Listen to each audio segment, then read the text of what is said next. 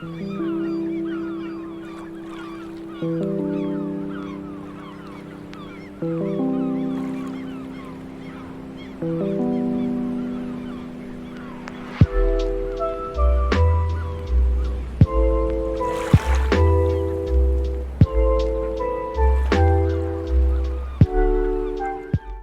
and welcome to a very special episode of the Hardcore Tileman series. I'm your host, Christylize. If you missed the last few episodes, make sure you check out the playlist in the top right corner. In the last episode, we took care of the Varrock Museum, got a couple of kudos, got some Hunter and Slayer experience. We did a whole bunch of questing last episode as well. Biggest quest was Druidic Ritual. That unlocked Herblore for us, one of the biggest skills in the game and one of the hardest ones in my opinion in terms of taking care of on a Tileman. Now today's very special because we are dropping the 20th episode of the series. 20 episodes over the course of 3 months, and we have seen some massive growth on the channel. Make sure you guys like the video, subscribe if you're enjoying the series, and hey, do me a favor, stick around to the end of the video this time. I've got a very special promotion for a new series coming up. Enjoy the video. I'm actually going to unlock Brimhaven agility course because I'm gearing up to do Lost Tribe. I need that agility level. We are at the arena. Well, I'm down here and I guess I'm going to go do the wall. Hopefully I don't fail 500 times. Nope. Yeah, so the wall is right here. Let's go jump the pillar. Nope. Shit. There we go. All right, we're at the wall. Let's go. All right, we'll do this for a little bit. You're gonna get a few levels. I'm actually gonna tag that ticket dispenser just in case. Probably won't get the side-by-side, but that would be funny. There's level 2 agility. Sick! I don't plan on doing this for too long. Probably at least 13. There's level 3. Ever wonder if like other people are trying to like do this with you and then all of a sudden another tile man shows up and it's like, I need to train my agility as well. Look at this lad. Why you bully me? What's he doing? Crazy. Shout out to the main man, Edge of Tile. Oh, hey, that's actually good. Ticket. Don't fail. Unbelievable. We're actually gaming. We got an agility arena ticket. Look at that. Easy enough. 10 agility. Already done. And there is 13 agility, guys. We now have that requirement to do the Lost Tribe. So we're going to get out of here. I don't need to be down here any longer. It feels kind of cheap to grind too many levels down here, but I think 13, I mean, it took me like 20 minutes. Nope. So, oh, this is fun. Oh well. So I want to do some questing tonight, but I also like just went ahead and teleported over. I used the last charge in my Necklace of Passage to get over to Draenor, and I'm unlocking that Draenor rooftop course right now. Like there's just no reason not for me to go ahead and just pump a little bit of time into agility, because the plan, at least for me right now, I want to get Draenor course unlocked and then also Varrock unlocked, because those are the cities that I feel like, I mean, I'll be down here for questing anyway, so there's a bunch of quests. I mean, Fairy Tale, friggin' Vampire Slayer, Animal Magnetism, like everything, all the useful quests and stuff are down here, and then same thing with Varrock. There's like 5 bajillion quests in Varrock. I figured we can pump in all those tiles that way, and this'll, I mean, it's not great experience, but it's better than climbing over a fucking wall in agility, right? In the agility training course. It's better than nothing, right? Absolutely saves my sanity. I don't want to be like that Edge of Tile guy over there breaking his kneecaps on a friggin' climbed wall. I wonder, like, realistically speaking, how many tiles is it going to be to unlock this whole course? It can't be too many. Well, I mean, we have to get all these on this building. Climb over here. Yeah, this is where most of the tiles are. This is probably like a 40, if you unlock everything, probably like 60 tiles. If you only unlock the bare necessities, like, see, I just cleared that, and I spent probably like 40, 45 tiles. Apparently completing the Draenor agility course is an easy task. So that's what, 5 bonus tiles. And finally, there it is. Level 30 agility. We can now use the Varrock course as well as the agility pyramid. I probably won't be using that one. But yeah, Varrock course. I'm going to go unlock that one for sure. To Varrock we go. I'm going to go ahead and make sure the tiles are actually on. Okay. Now we're going to unlock the course. Let's go. This one does take a bunch of tiles, but I think it'll be fine. Pretty good way to grind.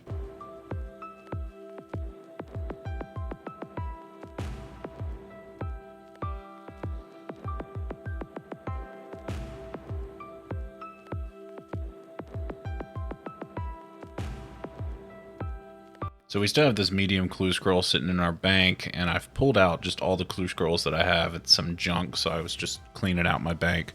But here we are. This one is northeast of Draenor Manor, and we stopped rather strategically at around 31, 32 agility, so we can cross these stepping stones right here. So the plan is to canoe up here, and we'll have the chronicle, so we could actually connect those dots if we need to. But I'm going to canoe up here, make a path here, and get this clue scroll while I've got the available tiles to do it. There we go. Now, this is actually pretty cool. It looks like we can take this path up here. We don't actually have to... I was thinking we'd have to wrap around the Champions Guild, but I think that's actually pretty good. The question is, do I want to go straight up through here? I might actually, instead of using these, because these are like not useful, I may spend the extra tiles to wrap around. That way I don't have to, like in the future when I come to do Dragon Slayer, like I don't have to then have a line go this way while already having this line. I think I'm just going to wrap around this way, and then I'll come through here and get the stepping stones. It probably will be maybe 10 or 15 more tiles, which is not a whole lot at this point. Yeah, 25 tiles for here. And just to make this easy, why don't we go ahead and teleport? There we go. So we know at least that this is one of the walkable tiles. So we'll connect these, walk right up to the door, and then what's the shortest path here to the stepping stones? I see. So we can actually just take a straight line here. This is kind of confusing. I thought that maybe we had to come up through this way, but if we can do a straight line, we can actually open up a bit of this mine, which would be super useful. There we go. We'll unlock that tile. Perfect. Now, hopefully we don't fail this, but if we do, I guess it's going to be all right. Nope. And dig. Got a new clue step. And where do we go from here? Canifus Tavern. Okay. Now, okay. Yeah, this is actually not bad because we'll have to come over here for Priest in Peril. I had plans to do Priest in Peril very soon, so coming over here will be good. We've got a Search of a Myarchy over here, and we've got Creature Fenstein over here. Yeah, this is a good medium step for us to have. Unfortunately, we can't continue it right this second, but I will be holding on to this step. Now let's check out the other ones. All right, this is the one down in Draenor, which we have walked past already. Yeah, it's on this tile there. And then what about this easy one? This is the one in Remington. It's been about 2 weeks or so since I've actually looked at these clue scrolls. All right, we made it back over to Draenor from our Wizard's Tower teleport. Oh, we do not want that. Let's go here, and we're gonna dig the spade, and we did find a new clue. What's the next step? We got a spin and Falador. That's at the mace shop. I thankfully already have the Falador teleport, so we're gonna go over there. A couple of tiles here and there, and let's do the emotes. Spin. Perfect. All right, Yuri. And we got the casket. There we go. So that gives us, that's a beginner clue. So we get 3 tiles, 3 bonus tiles. Actually, I want to see if maybe we can do this easy. Maybe. So let's see. This one is, yeah, that's the witch's house in Remington. Okay. So I need to move my house back over. Back in Ardoon, I'm still having to use the fishing trawler teleport to get over here. Eventually, we will have our Artie cloak that is on the docket to try and work out at some point this day/weekend, but here we are at the real estate agent. Let us relocate. We need to go to Remington, a cool $5,000 to do so. Currently, the cheapest way would be to go here, but this is like a good 20 tiles here, and then from here, that's going to be, oh gosh, that's quite a bit of tiles. That's like 30, maybe 40 into here, so like 50-ish tiles, whereas if I teleport, I'm just right here. So I'm just trying to save some tiles right now. Let's teleport outside the house. Here we are. And then first floor of the house north of Hetty's house in Remington. It's this house, right? Yeah. Search the drawers. Where are the drawers? There we go. Another clue. Nice. Zeke, scimitar shop owner in Alcarid. That's not a hard one at all. The cool thing is we can come back here and we can do Witch's Potion. All right, we're in Alcarid. Let us go. We're going to take the shortest path just right into this building. There we go. Another clue. Thankfully, that is a quest star location. So these are tiles that we would have to spend anyway. All right, perfect. And he gave us another step, and this one is, ah, yes, search the crates in the most northwestern house in Alcarid. Okay, so this is super close to the tiles that we have marked next to the gem stall. Let's go back to Lumbridge. Okay, here we are. This is probably going to tap us out pretty close to 0, but that is totally fine. We will do some grinds, get our tiles back, but here we are, ladies and gentlemen, our first easy casket on the account. Let's stand next to Ollie the Camel and open these up. Let's do our beginner beginner first. Beginner clue, we've already awarded the 3 tiles for this. This gives us a black wizard hat. That's cool. And finally, our easy casket. And we got a staff of air and a black plate body. Okay, well, we didn't have a staff of air and we didn't have a black plate body. But this easy clue casket does award us 5 tiles for completion. So I don't have those yet. And obviously don't have any of the uniques for the easy trails, but that's okay. I think we'll fill these out eventually once we actually get some of the clues done. But it's nice to get those out of the bank and we can actually start getting some new clues. Got 4 more crates for you guys. Let's go ahead and open them up. Some gold, saltpeter, tuna, rubies. Oh, oh, okay. Burnt pages. We don't have those in the bank. That's going to be an additional 20 tiles for us. Love to see it. That brought us up to 171, and we got some sharks and pure essence. Not bad at all. That actually really helps us out getting those burned pages because I need those tiles. Made a pit stop over at the West Varrock Bank because we needed to telegrab some gold bars. The plan is to actually come on over here to Falador, and then we need to open up this bank here on the east side because I don't currently have a bank. Now, you guys remember I went diagonal over here at this bar.